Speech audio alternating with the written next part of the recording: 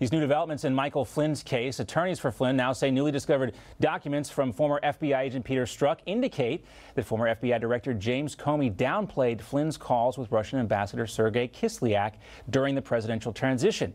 The notes also indicate that President Obama and then Vice President Joe Biden also weighed in on this case. And joining us now to talk more about it is Sidney Powell. She, of course, is General Flynn's attorney. She's also a former assistant U.S. attorney and the co-author of Conviction Machine, Standing Up to Federal Prosecutorial Abuse. Sidney, great to see you again.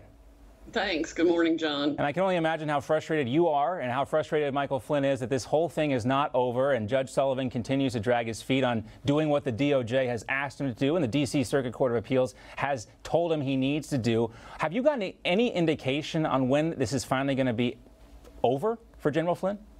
No, I don't. It's actually quite remarkable. I've done multiple writs of mandamus over my career and literally at least 500 federal cases. And seen many, many more. And I've never seen a federal district judge not do what the Court of Appeals literally ordered him to do in no uncertain terms within 24 hours of having received the court's order. So we are yet again in unprecedented times with this action, and I don't know what to make of it. It's not based on the law, I can tell you that, because every case in the country supports the grant of the dismissal here. Supreme Court cases, the D.C. Circuit cases, everything. It's really astounding. You know, we were talking about this a couple of days ago with Brett Tolman, who we have on this program a lot in this case specifically. Is there some sort of remedy here for General Flynn, considering his previous attorneys, I think, charged him about $6 million for his legal fees? There's been such a stark difference since you took over this case. And I think for somebody, a layperson who's outside of the legal field, you know, it's really opening our eyes to the difference an attorney can make in a case.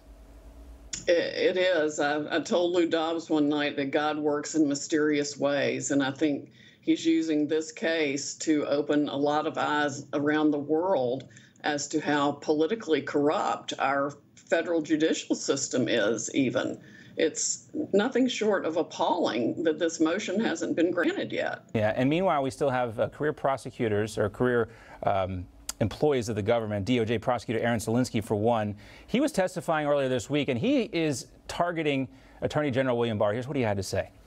What I saw was that Roger Stone was being treated differently from every other defendant. He received breaks that are, in my experience, unheard of. And I was told that the acting U.S. attorney was giving Stone a break because he was afraid of the President of the United States.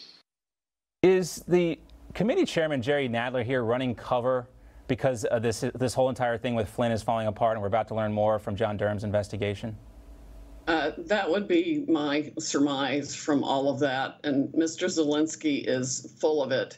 I can't actually use the correct word on air, but yeah, Roger Stone was crucified because he was a friend of the president. The pre-dawn raid of his home was way outside protocol. You don't do that for someone who's no risk of flight, and you could call and he would walk into the police station wearing his hat and sunglasses and just comply with whatever authority told him to do.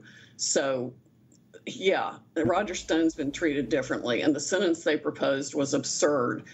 Roger Stone's case and Michael Flynn's case exemplify everything wrong with our criminal justice system that Harvey Silverglate and I wrote about in Conviction Machine. Yeah, it's all being kind of laid bare now right before our very eyes, and it's still hard for a lot of people to understand what's going on here because it causes us to question a lot of our previous beliefs about these institutions. Sidney Powell, thank you so much.